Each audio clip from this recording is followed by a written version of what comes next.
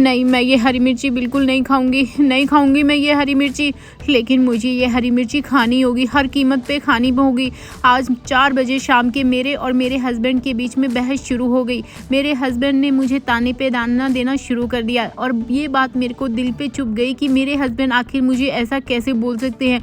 दरअसल हुआ ये कि मेरे हस्बैंड मुझे बोलने लग गए कि तुम बहुत ज़्यादा मोटी हो गई, और ये बात मेरे दिल पर चुभ गई और मुझे इस बात का इतना ज़्यादा बुरा लगा कि मैंने मेरे हस्बैंड को उल्टा चैलेंज कर दिया और मैंने भी उनको कह दिया कि हाँ, मोटी हो गई हूँ तो क्या हुआ, लेकिन मैं 21 दिन में आपको पतला होकर भी दिखाऊंगी, ये चैलेंज मैं आपको करती हूँ। तो मेरे हस्बैंड ने मेरा मजाक उड़ाया और कहने लगे कि ऐसा तो बिल्कुल भी नहीं होगा। उसके बाद मुझे दिखी हरी मिर्ची से अब आप सोच रहे होंगे कि खाने से क्या होगा। तो हरी मिर्ची में कहा जाता है कि मेटाबॉलिज्म होता है जो हमारे वेट को कंट्रोल करने में काफ़ी ज़्यादा मदद करता है और साथ ही साथ हमारी स्किन भी जो है वो ग्लोइंग होती है।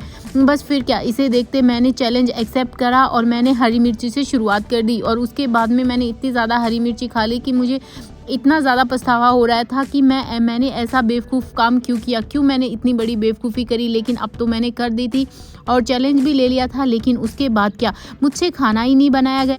डिनर करने के लिए मैं मेरे हस्बैंड के साथ बाहर आ गई।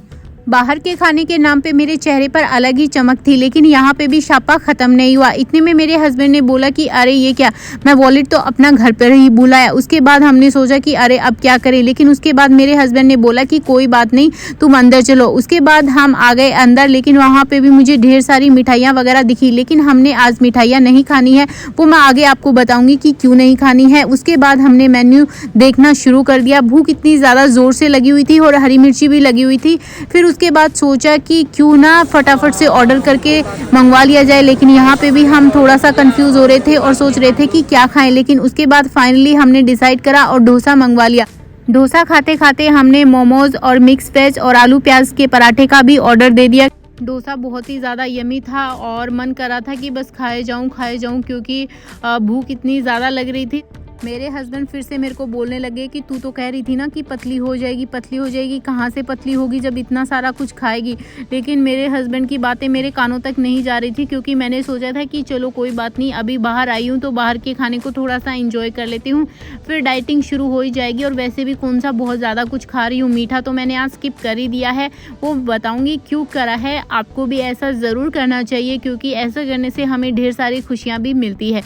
तो देख सकते हैं कि मैंने खाना फिनिश कर दिया है।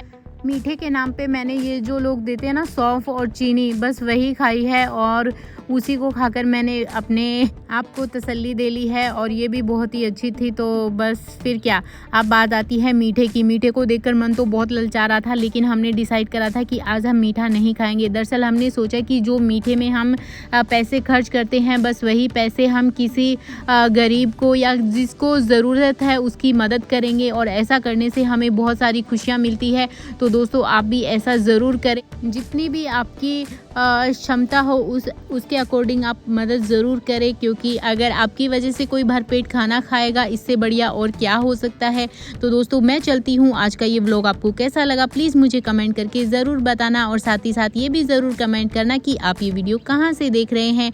तो मैं चलती हूँ, बाय बाय।